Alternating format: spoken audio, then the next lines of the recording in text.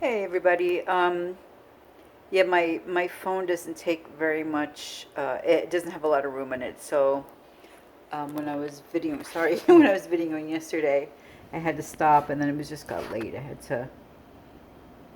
I think I had to go pick up my husband from the subway, or um, I was just tired and I went to sleep. I'm not really sure. I don't remember. But anyway, so I was talking about um, my ex-husband Mohammed, who forbade me to have any of my old friends. I could not dance in nightclubs and so forth. Um, and that was kind of, that was, I felt like a downfall for me. I mean, I did leave, I did leave. I tried the best I could. And it just didn't work because I felt that my life, not so much my life was in danger, but my happiness and my being able to, live a life that had quality to it. Whatever, and quality in life is really very subjective, but there are certain things that are pretty basic. Just to feel that you have autonomy over your own way of thinking in your own life, um, a sense of freedom to be able to move about freely, to be able to discover different things in life, to be able to have different relationships with people who, uh, are of my choice, and just to not be living in fear. And that was just not going to happen with Muhammad. So um, I I saved my life and I left. I did go back to perform at Club Ibis, but after that, it just was not the same. And I mean, the club was, but I was not. You know, I was very grateful. I learned Arabic. I learned the Egyptian dialect, and then I kind of started hearing what people were saying here in the audience and the nightlife and everything, and some of it wasn't very nice. So it's like I felt like, you know, innocence is bliss, or not knowing what they were saying before was much better than when I started to understand what everyone was saying. Um,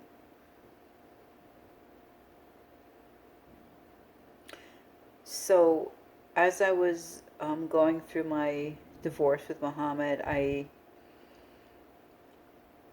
Samiha, who was the owner of Ibis, and here I also had a son. My son was 2.5 years old. Um, so I went to live with my father and stepmother.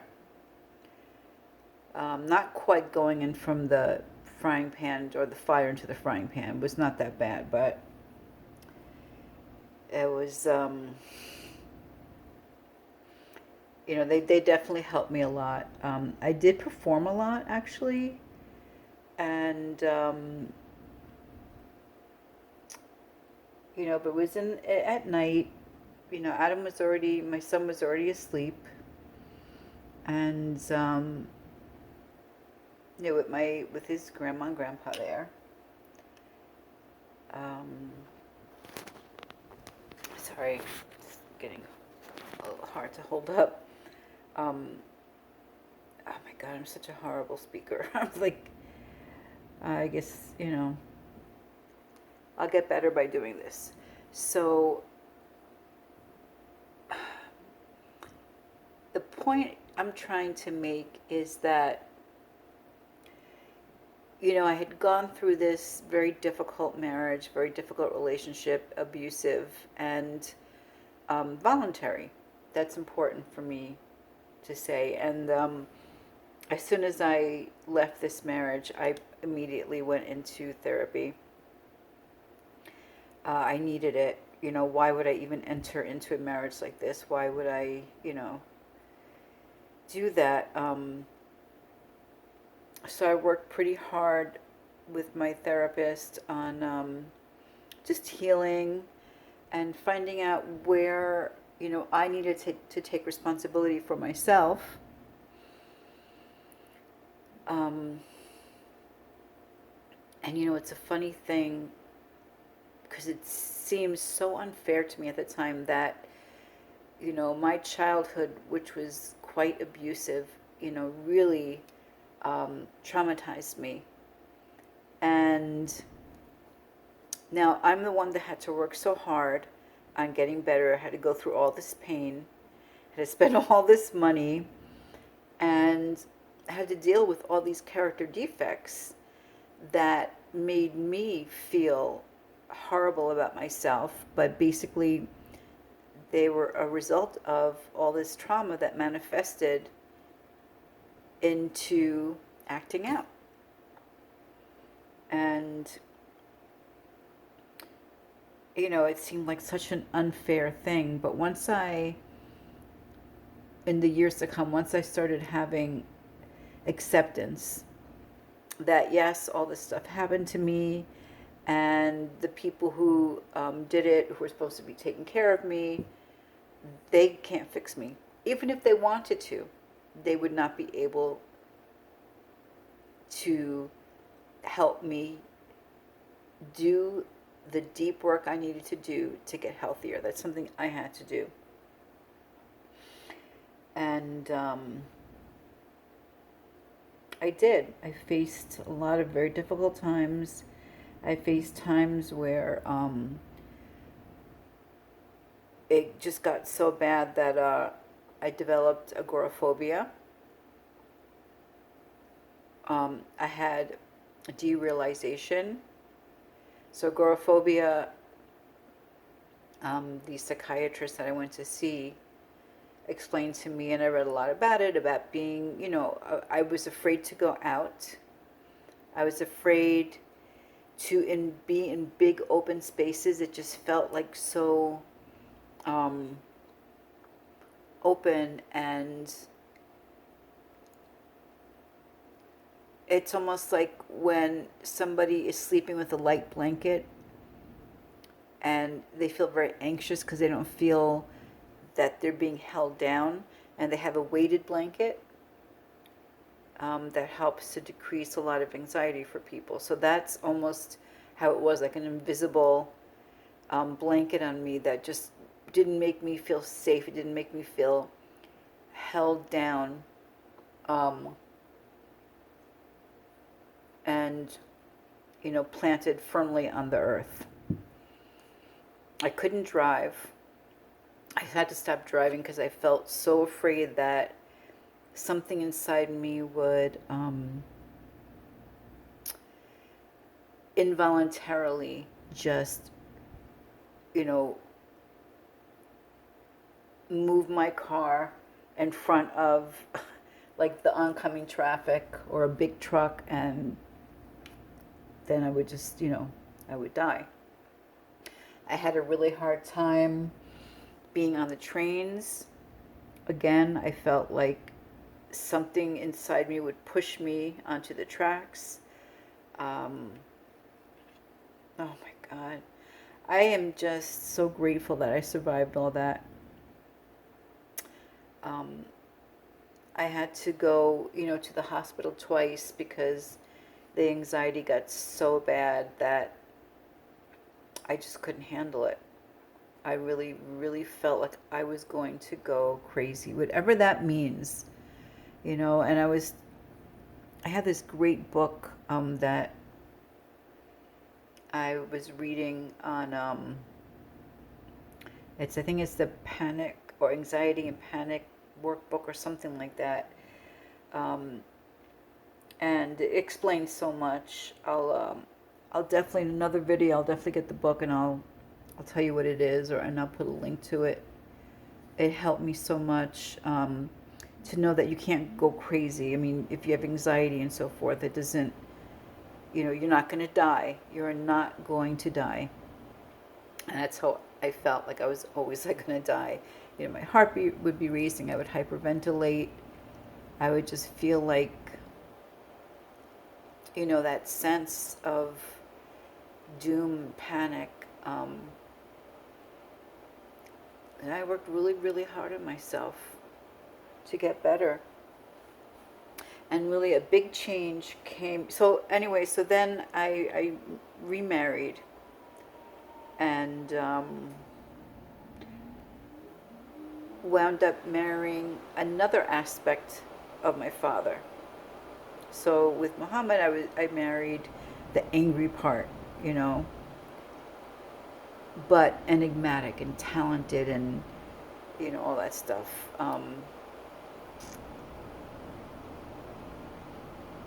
So this second husband, I'm not going to mention his name because I have so much respect for him.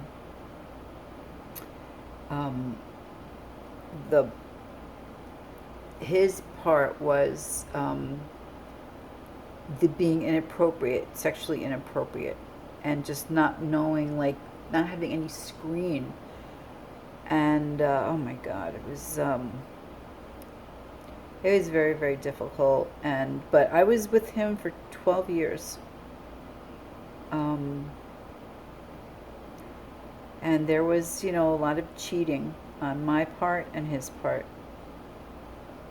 We were both dealing with alcoholism, and we were both dealing with, being perpetrated upon, and also seeing sexual abuse as children, physical abuse, emotional abuse, neglect. So that was the second part of my life, so to speak. It was like my second life.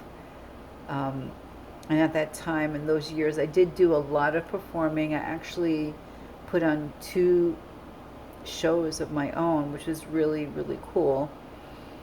I had another beautiful child. So now I have 2 sons. I'm teaching a lot. I'm home. My father and stepmother are still alive. I am trying to still deal with what happened in my life, what my father did, the trauma of my mother, committing suicide when I was 8 years old. It's a lot. But the one thing that I keep on thinking about is the one steady thing was that I had my dance, I had the teaching, and that's the one thread that has been through my entire life this whole time. Drawing also, but performing, dancing, creating, physically moving, being vulnerable to be in front of an audience. That was a really huge part of my survival.